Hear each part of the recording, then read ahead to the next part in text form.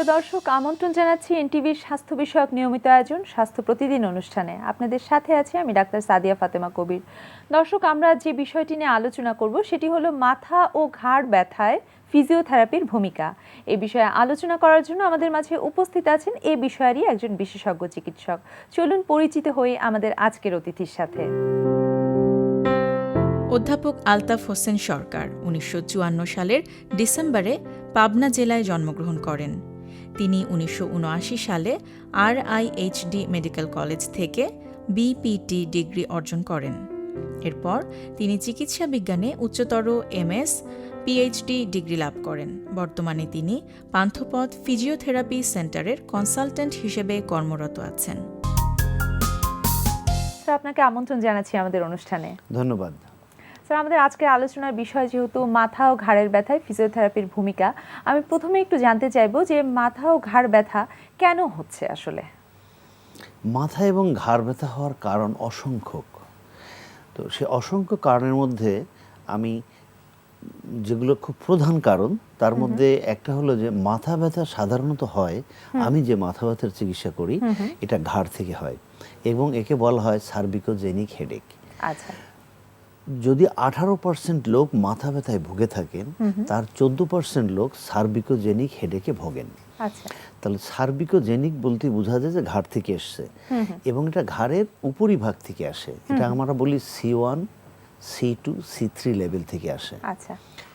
এখন এখানে এই সার্ভিকোজেনিক হেডেক হয় কেন? সার্ভিকোজেনিক হেডেক হয় একটা হলো যদি মাসেল উইকনেস থাকে নেকের, তাহলে হতে পারে। যদি জয়েন্ট মুভমেন্ট কমে যায় কোনো কারণে, সে কারণে হতে পারে। যদি C2, C3 লেভেলের ডিস্কে প্রবলেম হয়, সে কারণে হতে পারে। এখানে ডুরা থাকে, ডুরা ম্যাটারে যদি কোনো প্রবলেম হয়, সে কারণে হতে পারে। এরকম অসংখ্য কারণ আছে, তার মধ্যে এগুলো মেইন কারণ। এই কারণ থেকে মাথা ব্যথা হয়। কিন্তু অসুস্থতা থাকে ঘাড়ে, ব্যথা হয় মাথায়। কেন ঘাড় থেকে মাথা ব্যথা হয়? তাহলে তো ঘাড়েই ব্যথা হওয়ার কথা ছিল, মাথায় না হয়ে।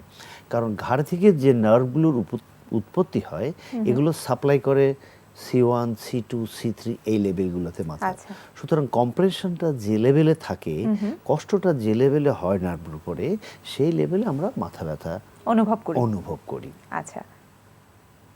এটা সার্ভিকোজেনিক হেডেকের জন্য হয়, এই সমস্ত কারণের জন্য হয়। স্যার, আমি তার আগে আমি একটু জানতে চাইবো যে ঠিক কোন পর্যায়ে মাথা ব্যথার ঠিক কোন পর্যায়ে আপনারা আপনাদের শরণাপন্ন হওয়ার উপদেশ দেবেন রোগীকে? আমার মনে হয় মাথা ব্যথা হলেই আমাদের শরণাপন্ন হওয়া উচিত। আচ্ছা। ফাইন্ড আউট বের করা উচিত যে কেন মাথা ব্যথা হচ্ছে।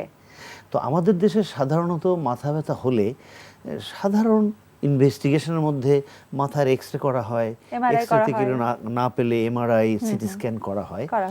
তো আমি যে মাথা ব্যথার চিকিৎসা করি, এক্সরে, MRI, সিটি স্ক্যানে মাথা ব্যথার মাথায় কিছুই পাওয়া যায় না। আচ্ছা। কারণ অস্টিওজেনিক না, কারণ হলো যে উৎপত্তি তো ঘাড়ে। যেমন জয়েন্ট সার্ভিকোজেনিক পেনের ক্ষেত্রে এই স্টিফনেসের জন্য যদি মাথা ব্যথা হয়, আপনি এক্সরে করলে স্টিফনেস দেখা যাচ্ছে না। মাসেল উইকনেসের জন্য মাথা ব্যথা হচ্ছে, ঘাড়ের এক্সরে করলে উইকনেস দেখা যাবে না। আপনার ভিতরে ডুরাল কম্প্রেশন আছে, এটা এক্সরে করলে বোঝা যাবে না। এটা কিভাবে তাহলে বোঝা যাবে? তাই না? একমাত্র পথ হলো এই হাত। এই হাত দিয়ে আপনি যখনই অ্যাসেসমেন্ট করবেন, যখনই এক্সামিনেশন করবেন, তখনই আপনি বুঝবেন যেমন আপনার টেন্ডার পয়েন্ট আছে কিনা। আপনি হাত দিয়ে দেখলেন যে মাসেলের শক্তি কেমন, আপনি হাত দিয়ে ঘোরায় দেখলেন এখানের যে মুভমেন্ট হয়, সেই মুভমেন্ট কতটুকু আছে। এখান থেকে আপনি বুঝতে পারবেন যে তার মাথা ব্যথা হচ্ছে কিনা। এবং এটা শুধুমাত্র চিকিৎসকের শরণাপন্ন হলেই তো বোঝা যাবে, তাছাড়া বোঝা যাবে না। রোগী বুঝতে পারবে না যে কেন তার মাথা ব্যথা হচ্ছে। স্যার, এই ধরনের মাথা ব্যথার ক্ষেত্রে চিকিৎসার কি কি সুযোগ আপনাদের কাছে আছে? ধন্যবাদ। অনেক সুযোগের মধ্যে মানে হাতেই চিকিৎসাটা হয়ে যায়। আবার অনেক সময় দেখা যায় যে আমি যখন অ্যাসেসমেন্ট করি রোগীকে, অ্যাসেসমেন্ট অর্থাৎ আমি দেখি আপনার কোথায় ব্যথা, এখানে, এটা দেখতে দেখতেই কয়েক সেকেন্ডের মধ্যে রোগী বলে যে আমার তো আগে এখানে ব্যথা ছিল একটু আগে, এখন তো ব্যথা নাই। আচ্ছা। তার মানে অ্যাসেসমেন্ট করার সময় যখন আমি মুভমেন্ট করছি, মুভমেন্ট করার সময় কম্প্রেশন যেটা ছিল ওইটা ফ্রি হয়ে গেছে। আচ্ছা। ফ্রি হওয়ার সঙ্গে সঙ্গে তার ব্যথাটা চলে যাবে। অর্থাৎ আমি আপনার এখানে ধরে চিমটি কাটছি, আপনার ব্যথা হচ্ছে, আমি আঙুলটা সরানোর সাথে সেকেন্ডের মধ্যে আপনি বলবেন ব্যথা নাই। ঠিক এখানেও তাই, কম্প্রেশনটা এরকম হয় যে কম্প্রেশন অনেক আছে, ব্যথা হচ্ছে, আপনি ঘুরে ফাঁকা করে দিলেন, ব্যথা নাই। অর্থাৎ সাধারণত এটা rotation of the opposite side, যদি ব্যথা হয় ডান দিকে, বাম দিকে যদি আমি ঘুরাই ওই লেভেলে, কোন লেভেলে, আচ্ছা। C1 অথবা C2 অথবা C3, এটা আমি নির্ধারণ করব কোন লেভেলে ঘোরাবো, অর্থাৎ কোন লেভেলে তার ব্যথা। ওখানে যদি আমি একটু রোটেট করি, কত ডিগ্রি করব এটা আমার নির্ভর করে আমার অ্যাসেসমেন্টের উপরে, এবং আমি যদি তাকে রোটেট করে অপোজিট সাইড ফ্লেকশনে চলে যাই, সঙ্গে সঙ্গে এটা ফাঁকা হয়ে যায়। আচ্ছা। ওই জায়গাটা ফাঁকা হয়ে যায়, ফাঁকা হলেই কম্প্রেশন থাকে না এবং রোগীর সঙ্গে সঙ্গে বলে ব্যথা নাই। কিন্তু ব্যথা একটু পরে আবার ফিরে আসবে। কেন? এটা স্টেবল হয়নি। যে কয়েকটা সেশন, সে 1-2 সপ্তাহের মধ্যে দেখা যায় যে সে স্টেবল হয়ে গেছে, রোগী বলে আমার ব্যথা নেই। এবং আমি বলবো রিয়েলি এসছে খুবই সুন্দর চিকিৎসা, যেটা এদেশে সাধারণত হয় না। লোক এই চিকিৎসার সঙ্গে ওইভাবে জড়িত নাই, পরিচিত নয় তারা। এবং এইভাবে যদি মাথা ব্যথায় যারা ভুগছেন, তারা যদি এই চিকিৎসা গ্রহণ করেন, আমি বিশ্বাস করি সার্ভিকজনিক হেডেক হলে সঙ্গে সঙ্গে ব্যথা ভালো হবে এবং 2-3 সপ্তাহের মধ্যে এটা স্টেবল হয়ে যাবে, আর ব্যথা তার কখনোই হবে না। আচ্ছা, ব্যথা পরবর্তীতে আর ফিরে আসার কোনো সম্ভাবনা নেই? না, কারণ আমরা স্টেবল করে দেই, পেশেন্টকে অ্যাডভাইস করে দেই এবং প্রিভেনশনের জন্য কিছু পদ্ধতি বলে দেই। স্যার, একটু জানতে চাইবো যে এক্ষেত্রে কি কোনো ওষুধপত্র আপনারা পরামর্শ দেন কিনা? ওয়েল, কারণ যে কজের জন্য তার ব্যথা হয়, এই কজের জন্য কোনো ওষুধ নাই। আচ্ছা। যেমন একটি কজ, তার লিমিটেড রেঞ্জ অফ মুভমেন্ট আছে।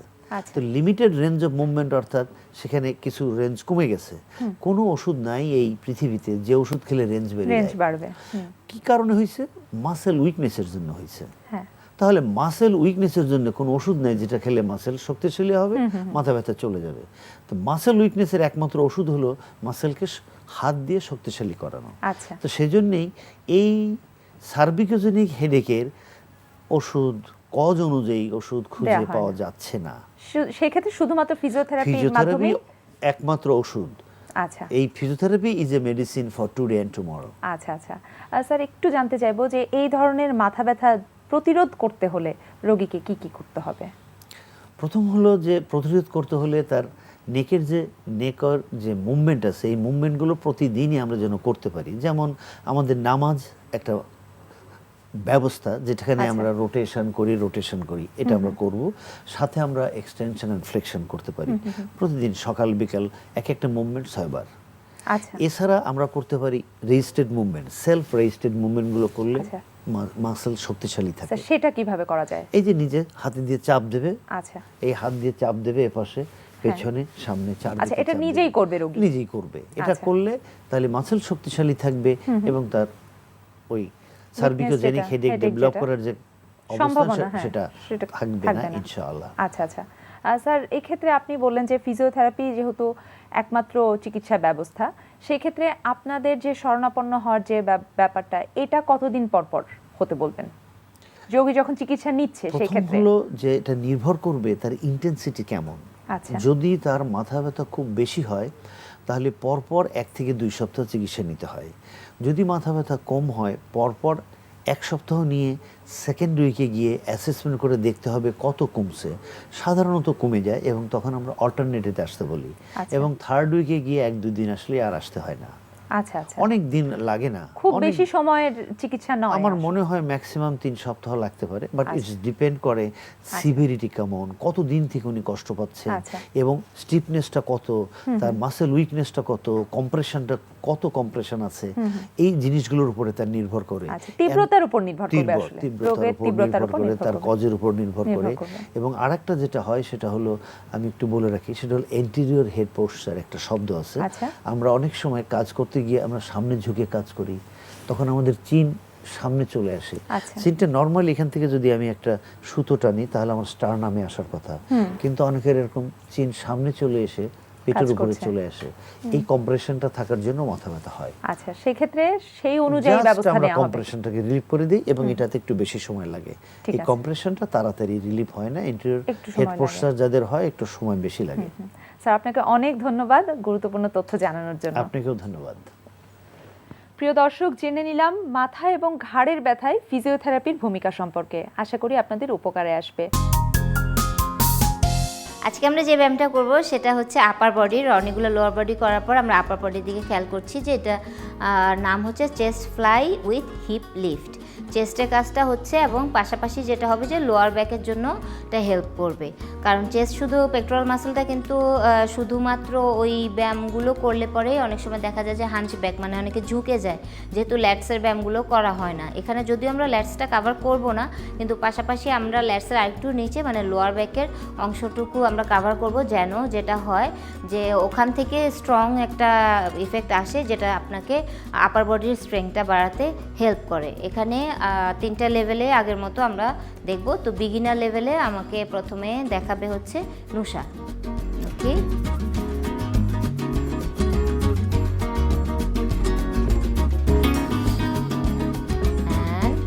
okay, and 1, stay and back, and 2, stay and back, okay, and fast দুবার, 3 and 4 and down।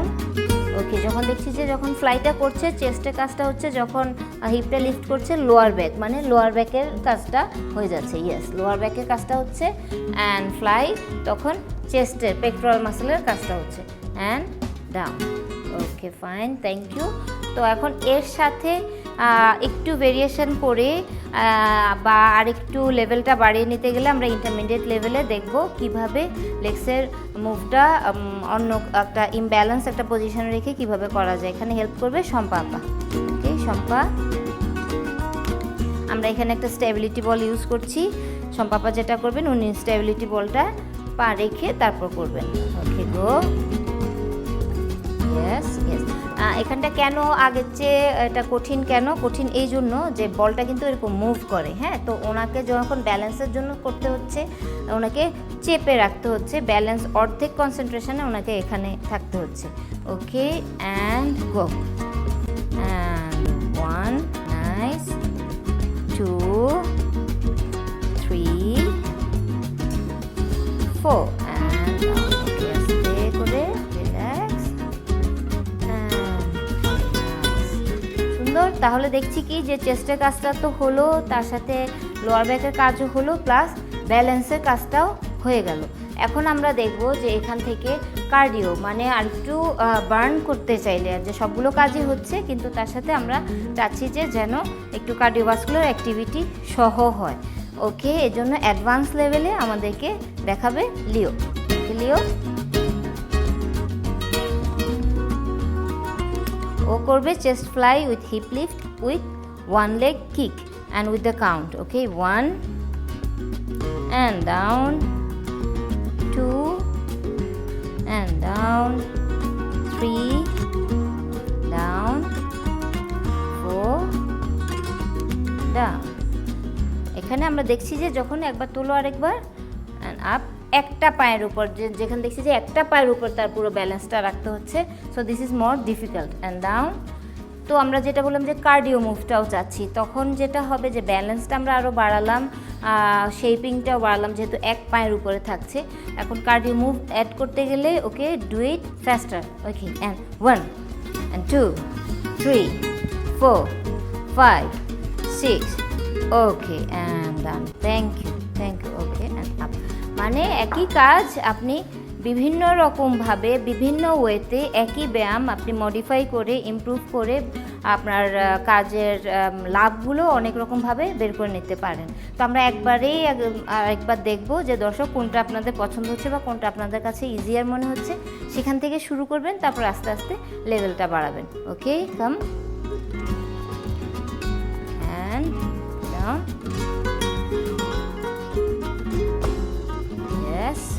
With the count and 1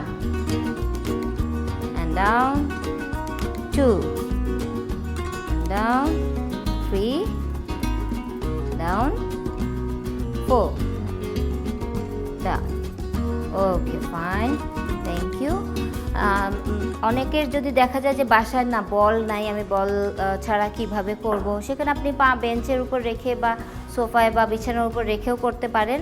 এবং যদি ডাম্বেল না থাকে যে না আমি কি দিয়ে করব, আপনি পানির বোতল নিয়ে 1 লিটার বা 1.5 লিটার পানি বোতল ভরে সেটা নিয়েও করতে পারেন। শুরুতে আগে পারফেকশনটা আনবেন, প্রথমে অনেক বেশি করতে যাবেন না, যখন পারফেকশনটা হবে তখন আপনি আস্তে আস্তে করে রিপিটেশনটা বাড়াবেন।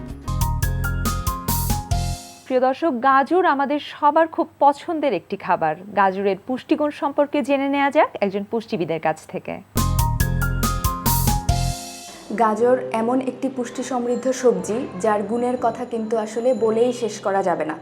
গাজর beta carotene, fibre, vitamin K, potassium এবং অ্যান্টিঅক্সিডেন্ট সমৃদ্ধ। ক্যারোটিন নামক অ্যান্টিঅক্সিডেন্ট থাকায় তা কিন্তু আমাদের ক্যান্সারের ঝুঁকি কমায়। একটি ছোট সাইজের 60 গ্রাম ওজনের গাজর থেকে আমরা 25 কিলো ক্যালোরি পাই। ক্যালোরি কম থাকায় তা কিন্তু যারা ওজন কমাতে চান তারাও অনায়াসে আপনাদের খাদ্য তালিকায় তা অন্তর্ভুক্ত করতে পারেন। সকাল 10:30 11টার দিকে আমরা যে মিড মর্নিং স্ন্যাক্সটা খাই তাতে কিন্তু চাইলেই আপনারা একটি ছোট সাইজের গাজর অন্তর্ভুক্ত করতে পারেন। রান্না করা গাজরের তুলনায় কিন্তু কাঁচা গাজরের গ্লাইসেমিক ইন্ডেক্স কম, অর্থাৎ একটি কাঁচা গাজর খাওয়ার পরে তা কিন্তু খুব আস্তে আস্তে রক্তে মিশে ব্লাড সুগারটাকে বাড়ায়। তাই ডায়াবেটিক পেশেন্টরা কিন্তু অনায়াসেই গাজর আপনাদের খাদ্য তালিকায় রাখতে পারেন। আমি দর্শকদেরকে বলবো অবশ্যই আপনারা আপনাদের খাদ্য তালিকায় প্রতিদিন একটি গাজর কাঁচা সালাদ হিসেবে খেতে পারেন। গাজর কিন্তু আপনাকে পেট ভরা রেখে ওজন কমানোর সাথে সাথে কিন্তু আপনার চোখের সুস্থতাও দান করবে, কারণ গাজরে প্রচুর পরিমাণে ভিটামিন এ রয়েছে।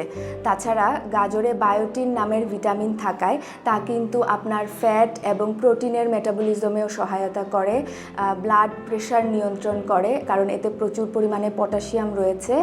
আর গাজর কিন্তু কিডনি পেশেন্টদের জন্য সেফ, কারণ গাজরে প্রচুর পরিমাণে ভিটামিন সি থাকায় তা কিন্তু আপনার ইমিউন সিস্টেমটার উন্নতি করে এবং আপনার কিডনি ফাংশনকে ঠিক রাখে।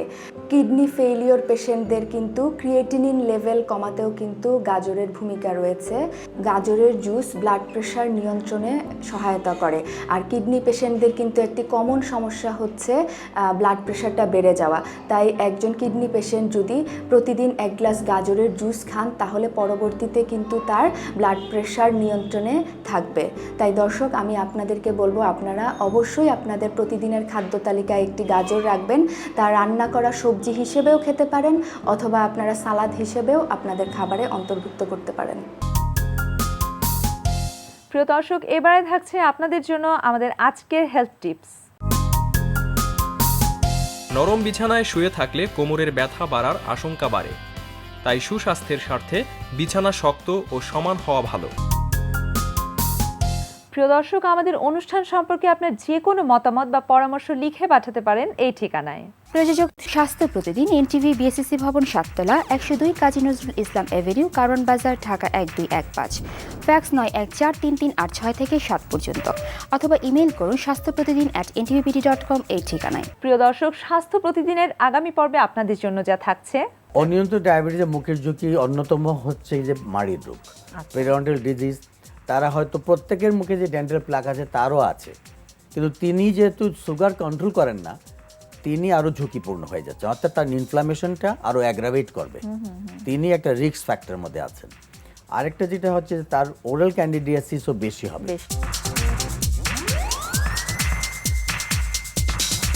প্রিয় দর্শক, বিশ্বের যে কোনো প্রান্ত থেকে যে কোনো সময়ে আপনার প্রিয় স্বাস্থ্য প্রতিদিন অনুষ্ঠান দেখতে ভিজিট করুন আমাদের পূর্ণাঙ্গ ওয়েব পোর্টাল www.ntvbd.com।